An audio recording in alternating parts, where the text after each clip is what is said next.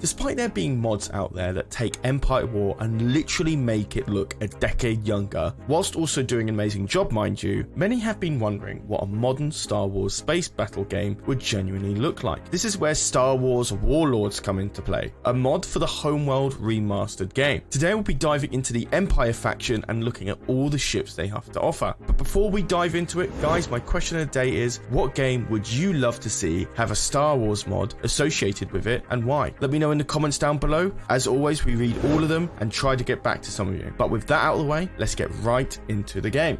So here we are. We're on a Star Wars Warlords, and we're going to go with player versus CPU.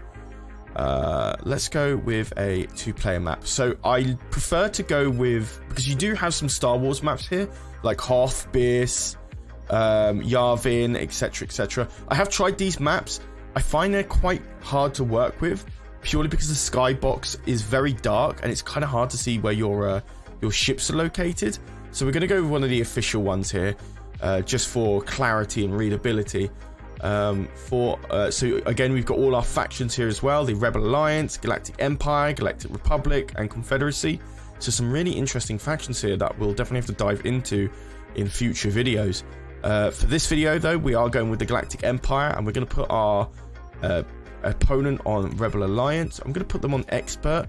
We do have some issues here for some reason that the AI doesn't build anything. We do get an MC-80 Liberty, but nothing else.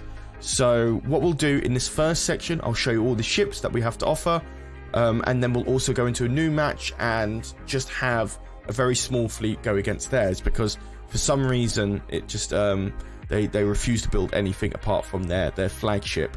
So if we go ahead and start the game, we've also got high income here as well at 10,000 resource, so we should have enough to get all the ships that we kind of want. Especially if we can get one flagship for 1 credit as well, so we'll definitely make sure that goes to good use. So here we have our mobile refinery, get that close to the asteroids. And what I'll in resource search, actually, sorry, I was totally going to forget to mention this, there's nothing to build here. So thank you, darling. So what we'll do is we'll go straight into building a mold miner and getting those asteroids. Not too fast, buddy, not too fast, not too fast. Let's get 2 actually, so we can get some resource units in pretty quickly. So now we got all the boring stuff out of the way. Let's actually look at what we can build. So in the fighters, we have the TIE Fighter, the Assault Gunboat, Interceptors, Bombers, Defenders, TIE Defender. I'm not sure what that one is, but I think it's pretty much an identical ship. In Corvettes, you got stuff like the Custom Corvette, the Interdictor, and the Interceptor Sloop. The Frigate, you got the Lancer Frigate, the Artisans, and the Immobilizer. Dreadnought Heavy Cruiser as well. So some really interesting frigates there. And the Capitals is what everyone is looking for at the moment, is that you've got the Imperial 1, 2, and the Executor. So here we have our flagships. We can build one of any of these 3. The Chimera and the Devastator, to their respective heroes, are pretty much used the same model as the Imperial 1, I think, but have some hero bonuses. But for the purpose of how expensive it is, we're going to build the Executor first. So let's get that coming in. And there you go. There you have it. So the Executor here uses a different model that I'm not very familiar with. It's a different model that is used in Thrawn's Revenge and Awakening the Rebellion. However, there is going to be a Executor model revamp for Thrawn's Revenge coming very soon. Corey did a video on that as well, even with a new design for the Night Hammer, which is really, really cool. So definitely check that out on his channel. But for here, this model I'm not very familiar with. It does look better than the stock Empire at War one, but it still looks pretty dated, you know. The textures are of somewhat low quality, you can definitely tell. Oops, wow, camera got stuck in there.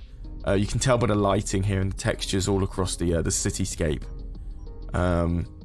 And one thing that you might also note that there's a bit of a problem with this mod as well is that, you know, you have to really zoom in to get these hard points. and it takes up the entire camera. So it's very hard to, and then you get this as well, where the model just disappears in some camera angles. So I don't think the game is that prepped for ships this massive. The Executor in this map is very big, and if we zoom out into the overworld hub here, you can see just how big it is compared to like what our AI has here, which is the MC-80 Liberty and the Millennium Falcon over there as well. So very big. But with that done, let's have a look what else we have. We have the Imperial 2 Star Destroyers, so we'll build that. Get that coming in. Where is that? There he is. And if we focus in on this, here you can see there's a lot of hard points here, covering across all of the hull. One thing I really like as well is that on some of the hard points here, you can actually highlight separately, like that. Now, I don't think the cannons here on the turbo laser cannons actually turn to fire. I think there is animation that spawns from them, but it's not that detailed in this mod. But it's really nice that the mod has accurately like displayed all of the hard points for this Imperial 2. And of course the model is far superior to the Executors, which is above here. It looks super clean, super fresh. I really love this. No textural colors from the engines here, but I think that's just something that the mod developers have left out at the moment. But and even the underside of this ship looks amazing. Look at that.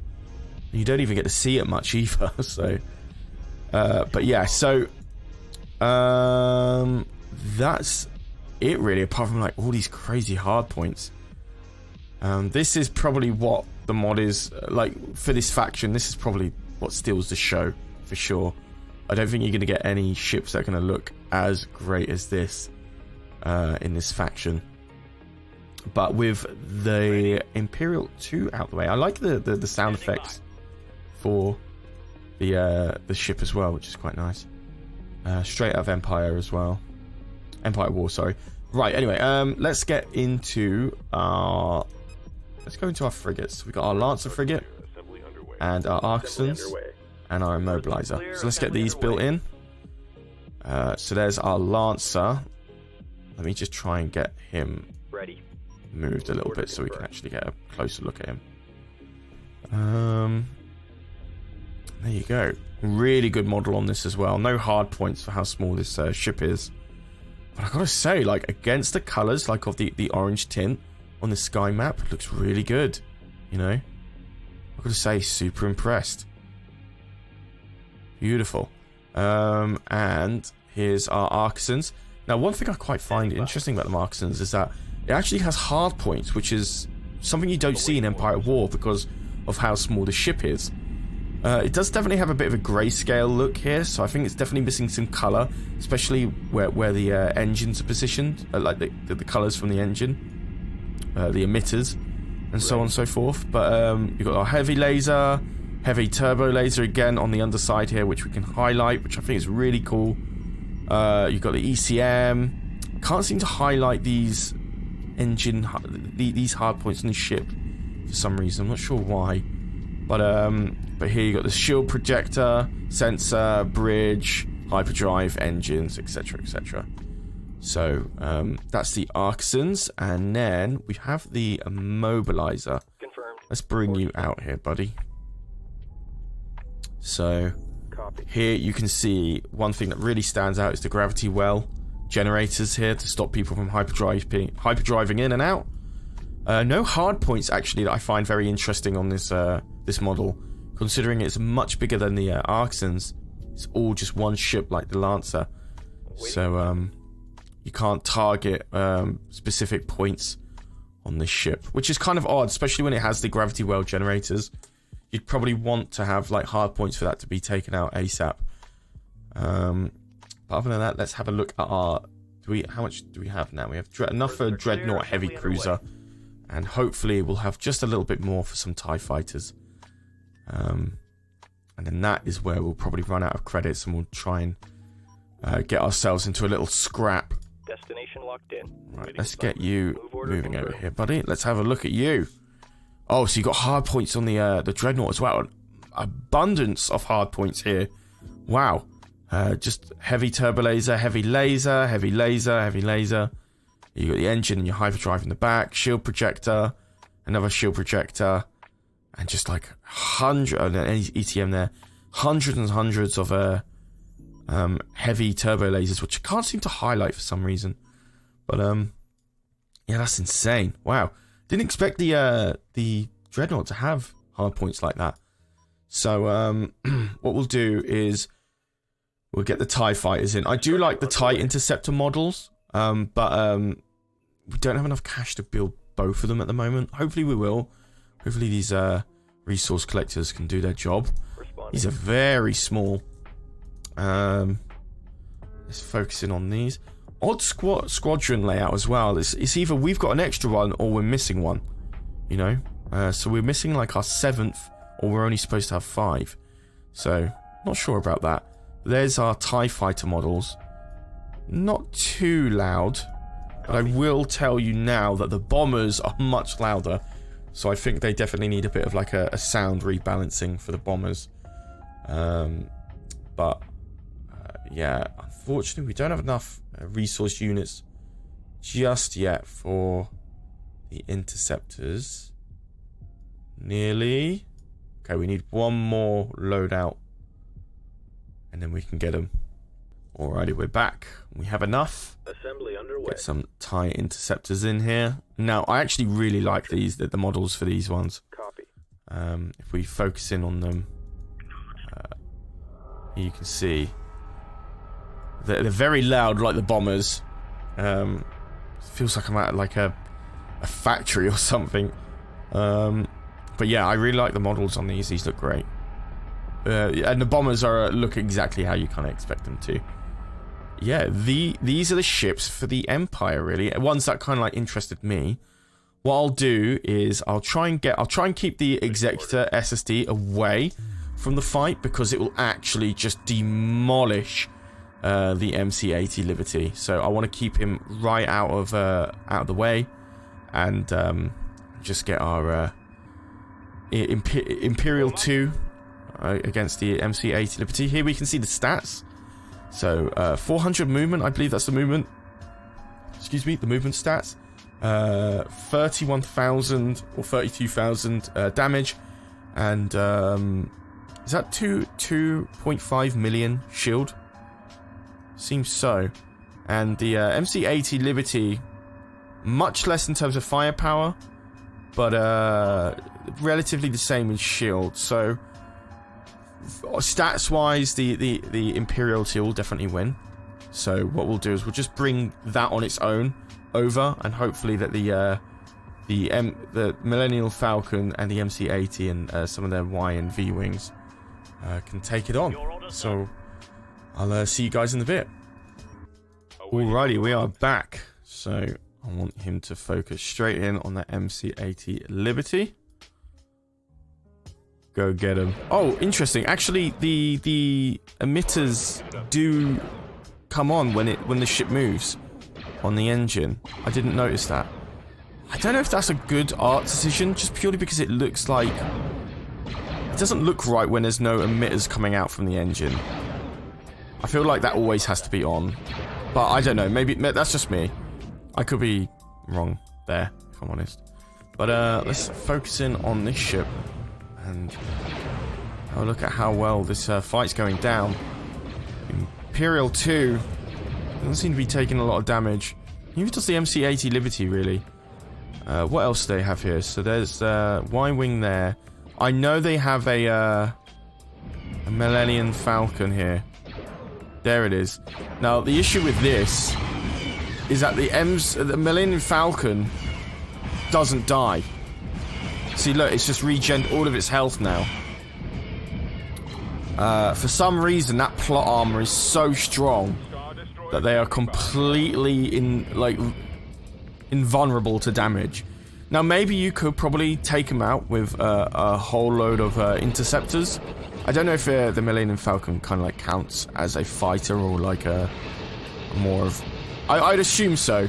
You'd probably want some interceptors or some a Lancer frigate, or a fair few of them. If we got loads of them together and tried to take him out, maybe we could, but he regens so much health so fast that, like, I had an Executor SSD on him and he was surviving, you know. And I know that's not the appropriate ship, I guess, to take out something that small, but still, it was insane, you know. Like, it was the only thing left, and I had, like, the Immobilizer, I had, like, a Lancer, Executor, and the Imperial 2 all just firing in on it, and it just wasn't having it. Just wasn't having it at all. So, obviously, with the Millennium Falcon, it's doing a fair bit of damage to the Imperial 2. Only one more X-Wing and Y-Wing there. Doesn't look like it's bringing... Well, it's bringing the last of little fighter it has over, but I don't think it's really going to do much. I do think we're going to lose this one, because just purely because of the Millennium Falcon, and them having a bit more firepower. But... whilst we're here, we may have a quick look at the MC-80 Liberty. Gotta say, not a bad ship model. Not a bad ship model. Not sure about the textures for this one. Just because I'm a bit spoiled by, like, a lot of the Mon Calamari ships being updated in Thrawn's Revenge. We did do a video on that as well, if you want to go and check out those models in 2.3.6 update.